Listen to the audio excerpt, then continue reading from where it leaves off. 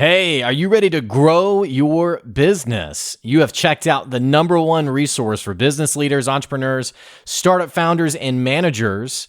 And we're going to teach you how to grow and scale your business with real actionable steps. There's no fluff in this podcast. It's just good advice. Today's episode is brought to you by WP Maintenance Plan. You can find out more at WPMP.org. It's a business that will cover handling the maintenance of your WordPress site. Did you know that in order for your website to show up at the top of Google search listings, it has to be in compliance with a heck of a lot of different standards, from optimizing the page, from security fixes, from all sorts of maintenance that I don't want to deal with. You probably don't want to deal with. You probably want to just focus on whatever awesome service you offer to your customers. So offload all of that maintenance, all of that technical stuff to WP Maintenance Plan. They'll take care of it at a 100% satisfaction guarantee for only $49 a month. No WordPress site comes out of the box even meeting 2/3 of Google's recommendations for what a website needs to have in order to place high on its search listings. So check out WPMP.org to find out more. Check out this episode. If you're a first-time listener, make sure you subscribe to the podcast. And if you enjoy this episode, leave us a 5-star review. Today's episode is with Tommy Mello. He's the founder of A1 Garage Doors, and he's going to be talking about how he grew and scaled a business that was founded in a really incredibly competitive market, and how he turned it into something that's making $30 million a year with over 200 employees. Hey, if you've been looking for the answer on how you can grow and scale your own business, you're going to love this episode. Make sure you check out more about Tommy. Check out his podcast. I'll have the link in the description below. Hey, enjoy this episode. Here comes your good advice.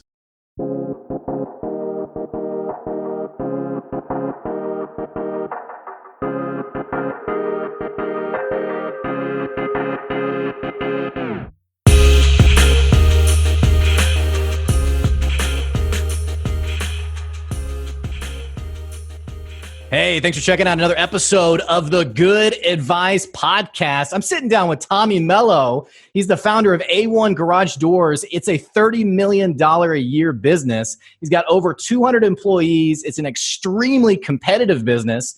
If you've been looking to take your business to the next level, you need to dig into this episode. I'm really excited to get some insights from Tommy. Tommy, thank you for joining from very hot Phoenix, Arizona. Hey, thanks for having me, Blake. Appreciate it. Anytime. Now, we were just talking a second ago before we hit record about, man, this COVID thing is just, it's been a whirlwind. It has been. You know, no one really knew that we were going to get branded essential or not in business. And certain people, when it hit for us, as a leader, I knew I had to be a little bit tentative of what's going on, although it didn't really all happen. Everybody was like, Corona what in January? Then it really got bad quick. And so we really had to strap down as a company and decide what we were going to do, because for all I knew, there was going to be the military tanks going through the streets, letting you not go outside. And we were literally going, we were tracking it every single day, sales and more importantly, profit. And we made a spreadsheet of every employee of every department, decided kind of like, are they essential or not essential as employees? And we strapped down and did the things we needed to do and really grew a stronger company during COVID. We did a case study. It's 80 pages on, I call it the growth of A1. Actually, it's called the rise of A1 Garage Door Service, COVID-19. So taught us a lot. And obviously, I'm not happy about what's going on out there, but I'm happy about the way that we started to come out of this thing. So, well, it's kind of a strange topic to get into, because it's hard as a business owner to not fall into like the doom and gloom of like, basically we're all screwed. And then when you meet someone like yourself, who it feels like, and I'm not talking about like the scummy people who are like trying to flip hand sanitizer.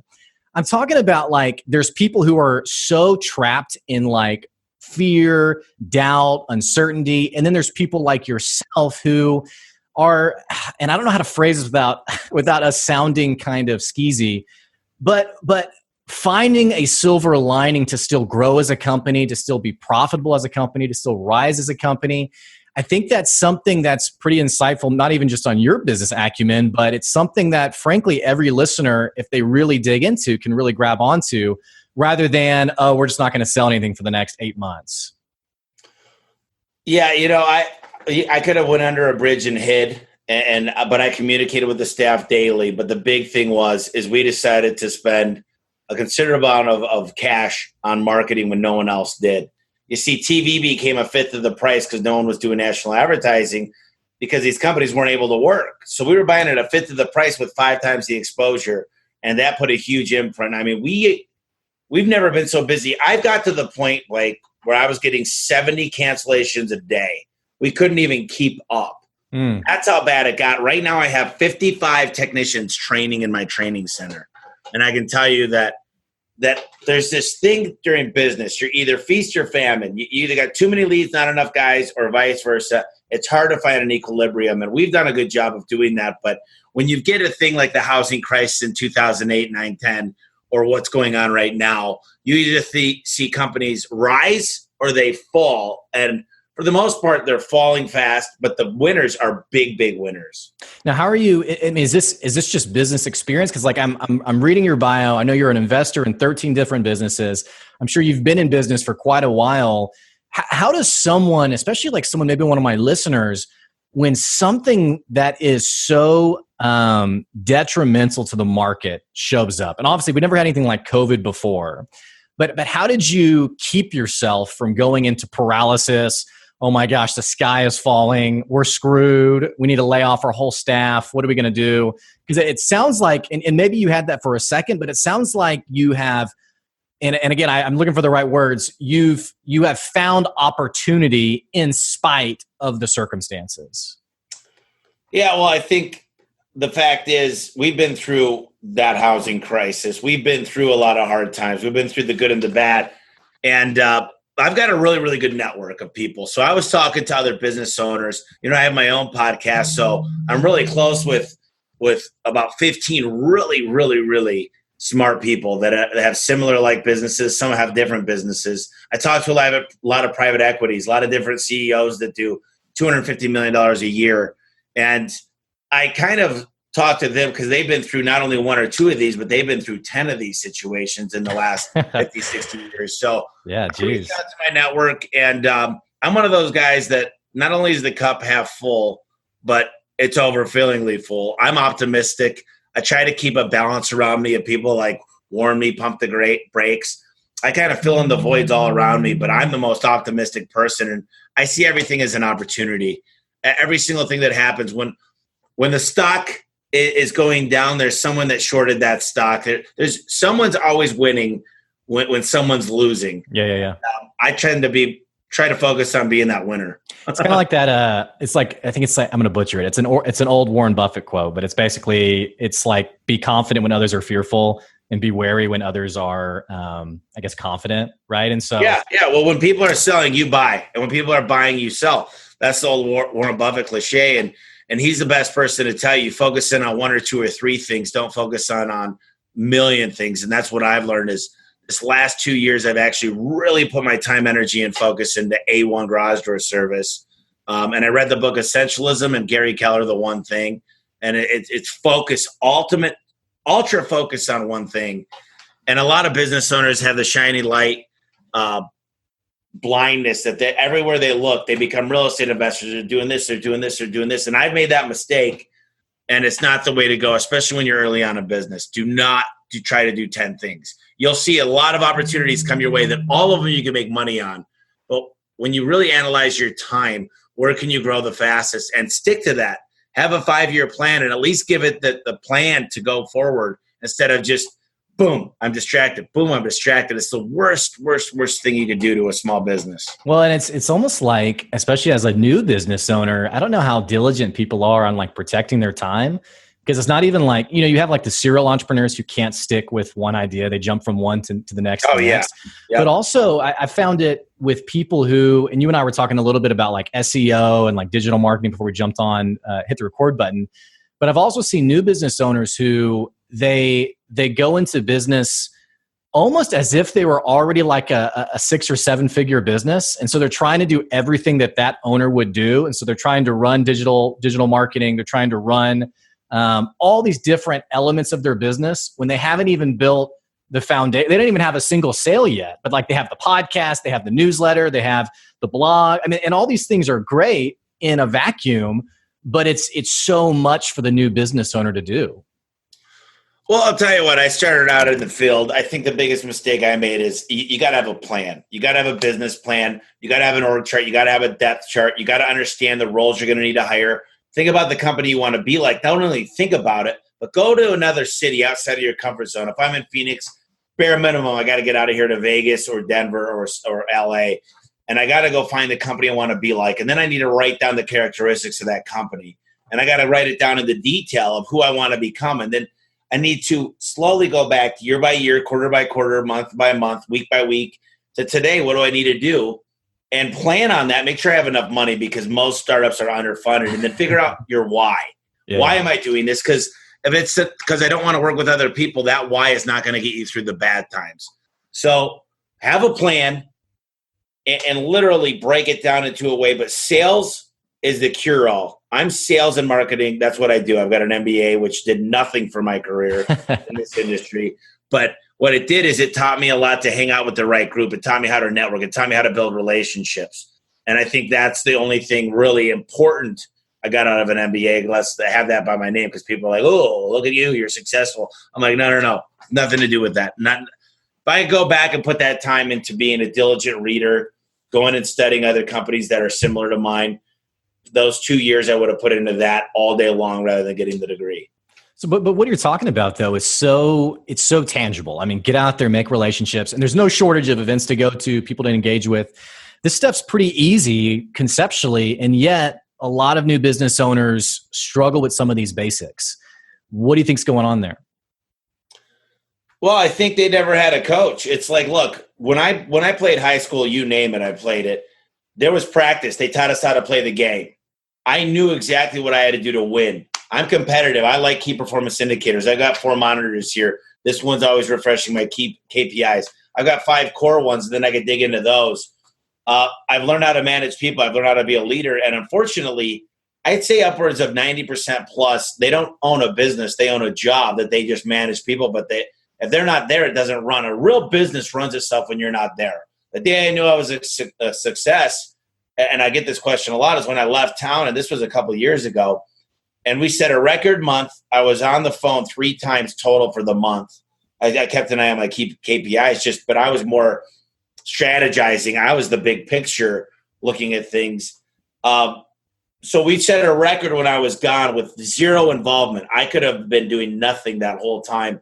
And the cool thing was when the check came, and this was an expensive dinner, there was a lot of people with us, I didn't look at the presenter.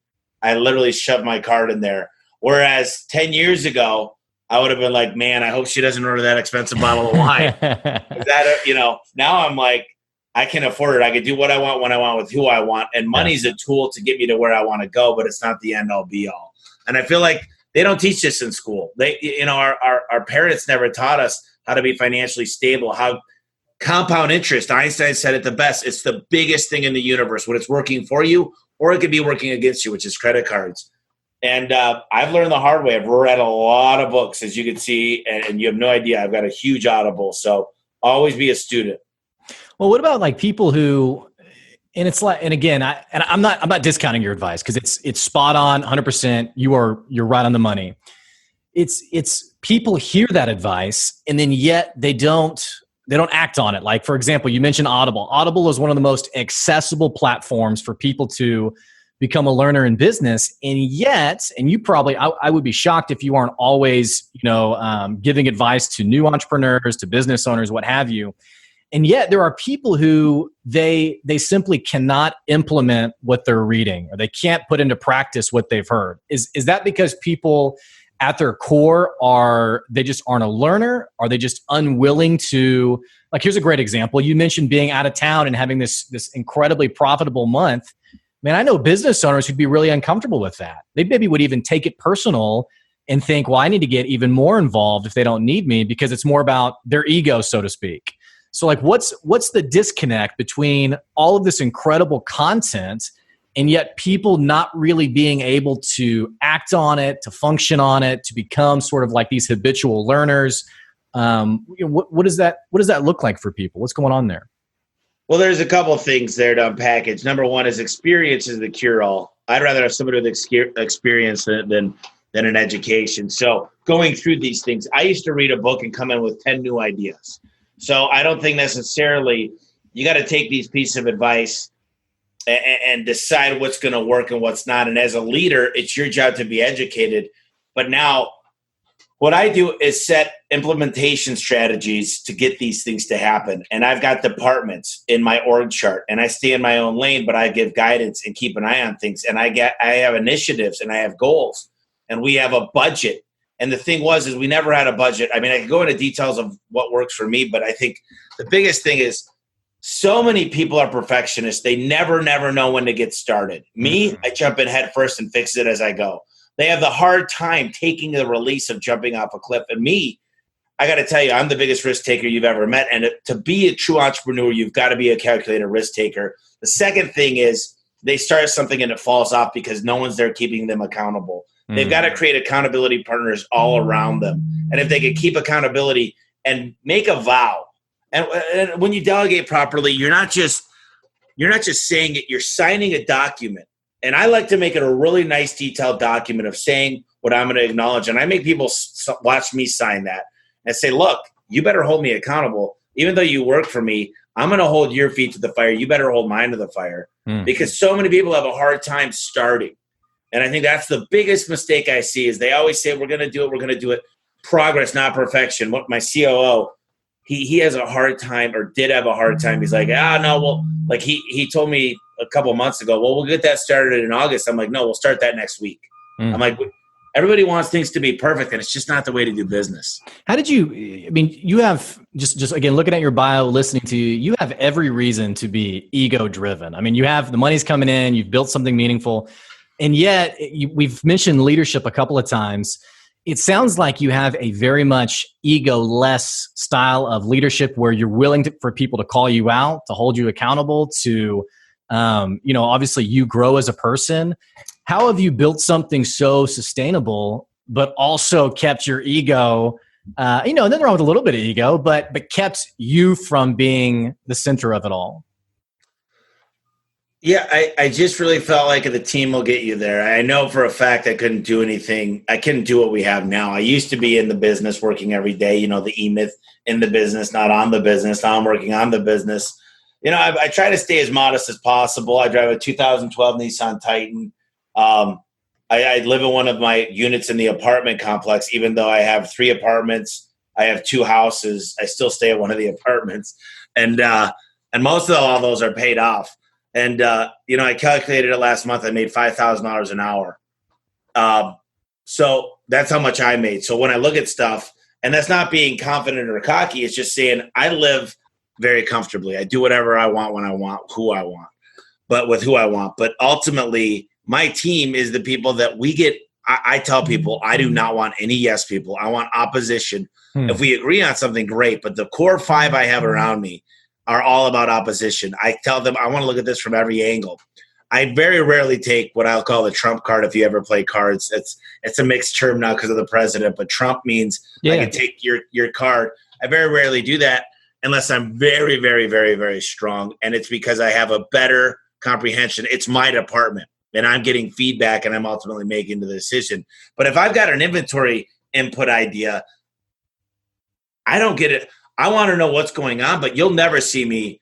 I've got people that stay in that lane that know more. I've got guys that can build pivot tables around me in Excel. They could literally build formulas that are formulaic, and they build huge graphs and Gantt charts and all kinds of crazy stuff that I can't necessarily do to their level, not even close. So it's good to have people around you that I'm not, and to realize that.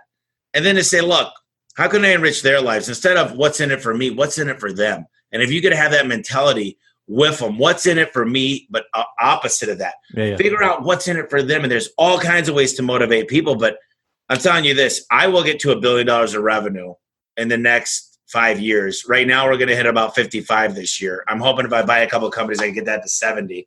And then next year, I'm hoping to hit 150. So I wrote down a way to get to $1 billion. I need to hire 2,000 technicians. Well, to hire 2,000 technicians, roughly, I need to hire 70 a month. So how do I get to 70 a month? I reverse engineered that. And I did it on a huge whiteboard in front of my executive staff. And I said, so here's what we need to do. Here's the bottlenecks. Here's how we solve these bottlenecks. So I studied the outliers, and I became a bottleneck finder. And there's this crazy thing that happens when I buy companies. And this is very, very exciting for me and hopefully your listeners, Blake. There's a thing called arbitrage. And I want people to listen to that word arbitrage. So in the home service industry, there's a thing called EBITDA, and that's every public traded company. It basically means profit. It's earnings before interest, tax, depreciation, and appreciation. But what that means is your profitability in a nutshell. So say for this year, let's just say we did 50 million, and let's just say I did 20%. So I'm just going to take these numbers. That's $10 million. Now, $10 million, I'm a big company, so I'm worth about 10 times. The bigger you get with EBITDA, the bigger the multiplier. So that's times 10. So I'm worth right now as a company $100 million. Now, here's what's really cool. You're going to love this. This makes me super excited because I'm a platform company. I'm one of the best in the industry in garage doors, so they consider me the platform. That means anybody I buy underneath me I'm going to absorb them into my platform. So let's say there's a $5 million company doing 10%. They're worth $500,000 a year, which is a lot of money to be profiting. $5 million or $500,000 a year, they're worth about 3 times. So $1.5 million. But the day I buy them, I'm worth 10. So we'll just say 9 because it's numbers. So the day I buy the 1.5, I pay 1.5 for them. It's worth 4.5. So the more I buy, this is where private equity comes in. And I know this is very sophisticated for a business owner that's just starting out. But what I want them to realize is the progression of business has me start to look at these things, saying, how do I get to that billion? And through acquisitions, and then I've got the organic growth. But it's so much fun because I'm literally feel like I'm stealing because I'm making money out of thin air. I'm literally creating 3 times the value. It's like buying a truck and then saying I bought it for $2,000, but today it's worth $6,000. And I could actually sell it for that today. It's not even fair. It's a crazy way to win the game. And there's so many things here that we just talked about. I mean, I love that you referenced E-Myth. I mean, just listening to you, Tommy, there's no way that you could focus on those big picture type strategies for your business if you weren't out of the day-to-day of your business. And I feel like what a powerful insight for some of our listeners of really tracking with you and getting to that point is finding the diligence to get themselves out of the day-to-day and really trusting their people. You know, what I love about you is you've mentioned so many times already your leadership style and delegating to your people and investing in your people, which is hard, I think, for business owners. But I think what's even more challenging is getting out of that day-to-day grind, the firefighting, what's the next thing I got to deal with, to the point where a lot of business owners aren't thinking about how do I become a $1 billion business? Or, I'm a $70,000 business. How do I get to 300K or 500K? We'll have these conversations like out of excitement of, I'm just going to do more sales. I'm just going to grow the company. But we don't always get down to what I'm going to do day to day and build that because of the obligations we have. And it sounds like you've really mastered that, getting out of that day-to-day firefighting grind. Yeah, I think the fact is key performance indicators. So here's the thing. When I was in 6th, 7th, and 8th grade, I had a gym teacher named Mr. Dolliner.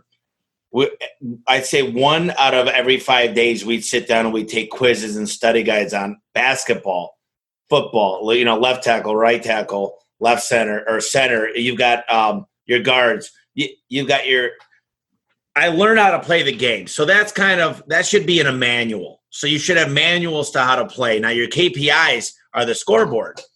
So you're always running a scoreboard. So when I walk into a business, the first thing I do, especially home service, I'm going to go, how much revenue are you doing and how much of that is profit? Then I'm going to say, what's your average ticket? Then I'm going to back in and I'm going to say, when you're face-to-face with this customer or client, what's your conversion rate? So when you got to do a bid, what's your conversion rate? Then I'm going to say, what's your call booking rate? And this is where I found a ton of money. And then I say, what does it cost you to acquire a customer? And that means right now I have 4,300 call tracking numbers, and I have what's called a CRM. It's a customer relationship management system that's built to communicate with my customers, but it also tells me everything about my internal customers, my employees. But I want to explain something very interesting, and this is going to really hopefully impact some of the listeners out there. I've got employee A and employee B. They're both answering phone calls for me. Employee A has a 60% booking rate. That means he's booking 6 out of 10 customers that call in and they actually need our garage door service. The other one's booking 9 out of 10. So B is booking, my employee B is booking 90%, 9 out of 10. A is booking 6 out of 10. So if they're booking, now on an average day, they'll take 20 calls. So one's going to book 12, one's going to book 18. Now, at $500 per acquisition, $500 average service call, $500. Now, stick with me here. The math is going to, if they want to write it down in there in front of a calculator. But if they work 300 days out of the year, employee A makes $900,000 less than employee B, almost $1 million. This is 2 people, just a 2-person. You got a company of 8 people. There's only 2 of them answering phones. Without paying attention to that, you're losing potentially $900,000 of revenue. So by lifting up your employees, one day somebody asked me, what happens if you train your employees and they leave? And I said, what happens if you train your employees and they stay? Right. Ultimately, you should be training, and recruit. Forget hiring off of Craigslist and Indeed and LinkedIn and Facebook. Actually go out and find people and get them to switch to your business. Stack the deck. And then you orient them. Then you train the crap out of them. Continue to train. And then you retain them. And there's a big thing there with retention that people lose the idea of retention. So I don't want to say this because I'm going to say it, but I hated this when I first started is culture. Everybody talks about culture. Well, if you were to walk through my office, I've got to think to dunk the trainer. You throw the softball at it. I've got a golden tee, a big buck hunter. I've got a pinball machine. I've got a game with a Raspberry Pi with 1,000 games on it. I've got bags. I've got ping pong. I've got air hockey. I've got foosball. I've got I got a basketball net out there. We've got a popcorn machine, a hot dog machine, coffee machine. We've got every single thing you could think of that's just provided for the employees because I wanted this. We've got 3 massage chairs. This has to be a place where people love to be at, where they've got a voice, where they're actually going to enjoy themselves, where they're going to refer their friends. They're going to tell their friends, neighbors, and family, come work here. This is a great place. And they're going to put their name behind it. Remember, 1A employee equals 3B employees. They'll run circles around 3B. So stacking the deck with great people is the key. But Tommy, I think what's even the key insight there, because I don't want people to get lost in this and like eyes glaze over of like, oh my gosh, what's all the stuff? I need to go out and buy all this stuff. That stuff, they're great perks, but that's not what's retaining your people. Just listening to you talk about, you empower your people. You give them the opportunity to challenge you. You delegate to them to give them authority. Like I think that's the key insight. And it's why so many business leaders, they buy this stuff and then they're lost and confused why it's not working, is because what you just described, your leadership style, that's the magic. I think that's what makes someone feel like, wow, I want to work here for life, is because I individually matter here. And what's even for the listener, before we hit the record button, we were talking about COVID and how this has just really got you to drill down on your people. Whereas some companies right now are, frankly, COVID has just revealed how they see their people. And that's dollars and cents. And how do I make more money out of my people? How do I cut costs? I mean, it's really, people have really missed it, I think, during this pandemic. Whereas on the other hand, with you, and I wish I had already been recording, you were just talking about, man, you were just so in on investing in your people. I think that's the key insight. Yeah, that came off wrong because I understand how, coming from a third party listening to this, I think people have to have a voice. But what culture means to me is that everybody here cares. You're only as strong as your weakest link. And we understand something here. Right now, we're going on 225 employees. So 225, each taking care of 3 other people. So you times that by 3 and add it to itself. So you've got, 800 and 900 people there. So about 900 people. And when you have 900 employees, mouths we're feeding, you've got an obligation to each department to make sure we're doing the thing. As a team, we read Five Dysfunctions of a Team. Yeah. We understand that we have loyalty to our own department and the employees in there, but we really have loyalty to each other as executives more. And everybody should have a voice. And everybody, the main thing is you're right. Everybody needs a voice. They need to understand you care. I told somebody the other day, we have lunch. We get lunch catered in at least once every other week or breakfast. And I said, go out there and find someone that needs tires in the call center or the dispatchers because I want to get someone a new set of tires that's not expecting it. And it's the little things. And it's not about buying stuff, but it's about, how much to pick up some eggs and bacon cost and cook as an owner for your company. It might cost you $20, $30, but that little token of appreciation, and just say this, guys, we really, really appreciate you. I don't know if you ever heard this. We've got Employee of the Month. We've got a thing where we say all the new guys that got hired, we've got this monthly newsletter, and I wish I had one. It's in the other office, but it's beautiful. It's about 40 pages, and it says what we're working on. Communication, internal communication. They want to know that they've got room to move up. They want to know that their voice is going to be heard. They want to know that they're working for a company that cares and gives back.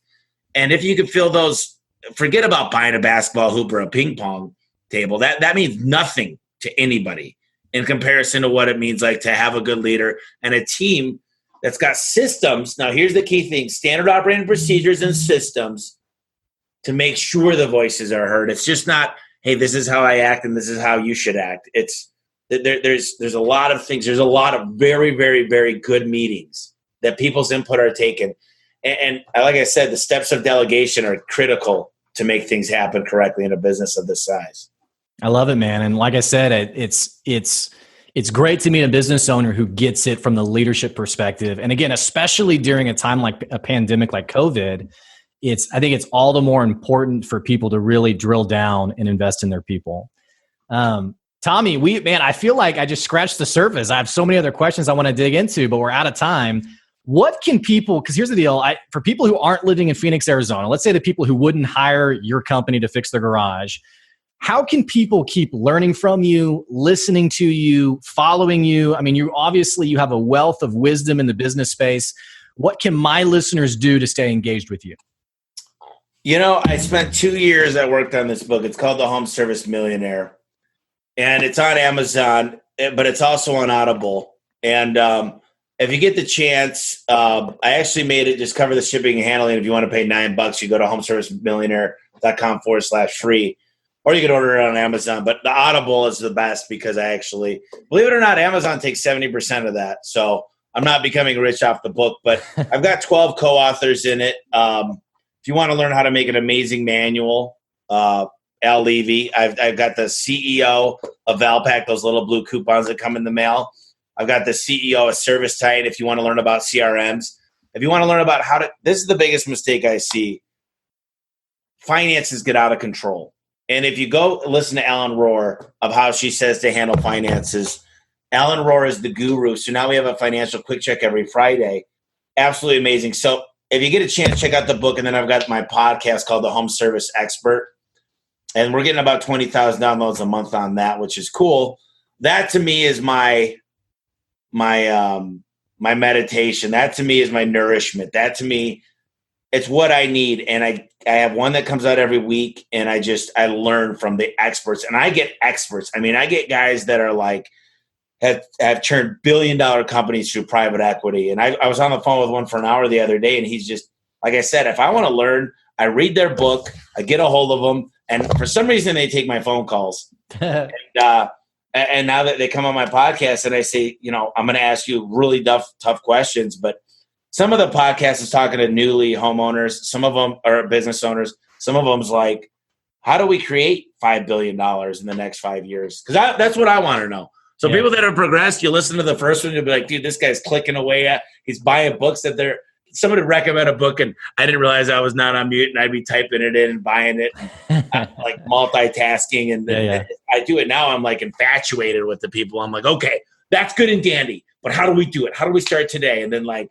I get excited, man. This is, to me, it's the number one thing you have to have is passion and you got to have a vision and a reason for doing it. You got to have your why, Simon Sinek, and that's the best way to do it, man. You can get a hold of me. I'm on LinkedIn, Facebook, you name it. Love it. Tommy, thanks for joining us today. And we'll be sure to put the link to the book and the podcast down in the episode description. So thanks for joining today. Thanks, Blake. Appreciate you. Hey, for the listeners, absolutely check out that podcast. What the heck you waiting on? You got to go look up The Home Service Expert. You can find it on iTunes or probably really anywhere you find any podcast. Also, check out Tommy Mello's book. And hey, if you enjoyed this episode, make sure you subscribe if you haven't subscribed yet and leave us a 5-star review. We'll keep bringing you good advice week to week with incredible guests just like Tommy. Hey, take care. Thanks for listening. We'll catch you later. See ya.